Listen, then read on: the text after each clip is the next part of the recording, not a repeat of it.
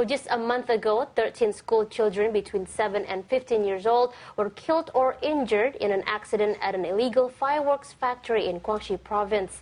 They had two things in common. They each earned just 50 cents for a punishing day's work, and they'd all been left behind by their migrant worker parents. Their tragedy is the tragedy of millions of such left-behind children in China. VON's Fergus Thompson has this report.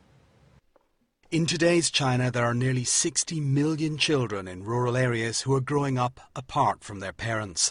That figure is more than the entire population of many countries.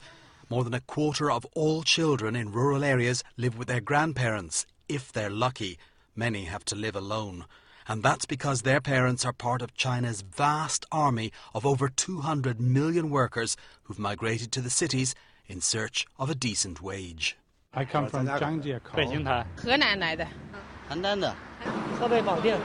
安徽阜阳的。菏泽。郑州。我从黑龙江。四川省。湖北荆门来的。 Most migrant workers come from rural villages scattered all over China. The work on offer is generally menial manual labour, construction, restaurants and outdoor markets. An average salary is around $200 a month. Not much, but better than at home. Du Siqi's work as a government official has brought him to more than 3,000 villages over the past 2 decades. I have seen the same situation in so many villages. You see only the elderly and the children. These children have been left at home with their grandparents. They only see their parents once a year.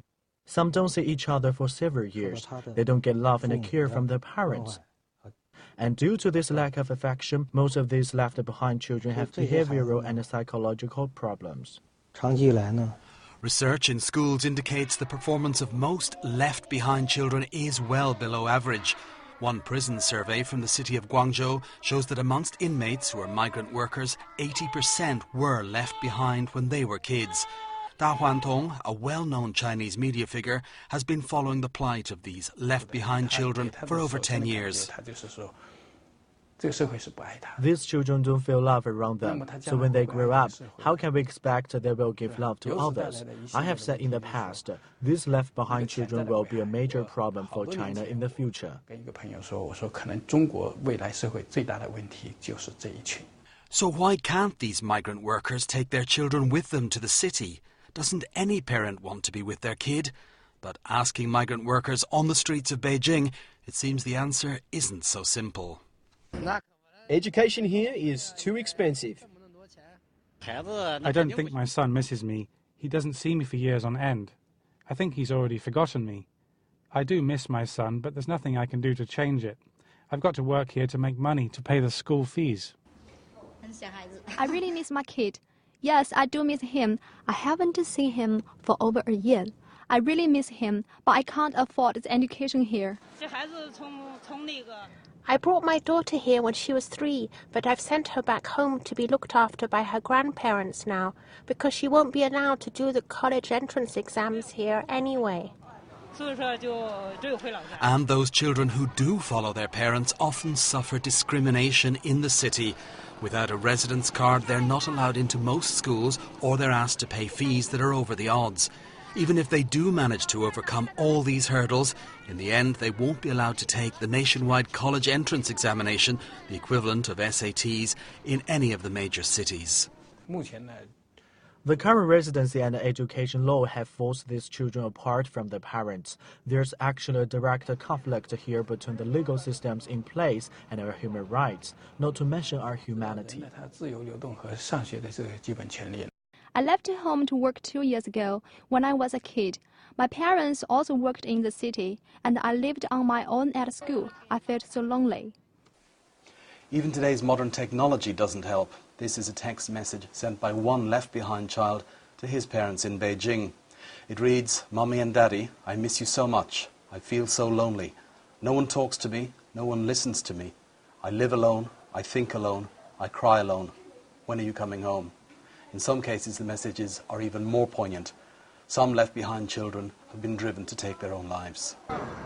The sacrifice of countless millions of migrant workers has contributed to the economic miracle that is China today. But this transformation of the country in less than a generation has also come at huge cost. The pain and loss suffered by left-behind children is a high price paid for by these families. But the problems Da Huantong warns of down the road could mean the entire nation ends up paying an even higher price. Fergus Thompson, BON. There are a lot of factors behind this problem, and it's a huge issue here in China. These city residency rules impose these barriers between the rural population and urban dwellers here. Of course, there's this lack of gainful employment in many parts of rural China, which is why these parents move themselves into the cities in the first place. That breaks up the families. And the system as a whole almost seems to encourage the separation of these children from their families, and certainly one has to think there's going to be a need for an overhaul in the future. Right, and of course, if this continues, of course, it's going to lead to another problem. As we saw there in the story, it could lead to behavioral problems among the kids, and the government, it still remains an issue that the government needs to tackle. Sure, that would obviously become a future burden on society to take care of these children. Yeah. Well, stay tuned. BON News continues in just a moment.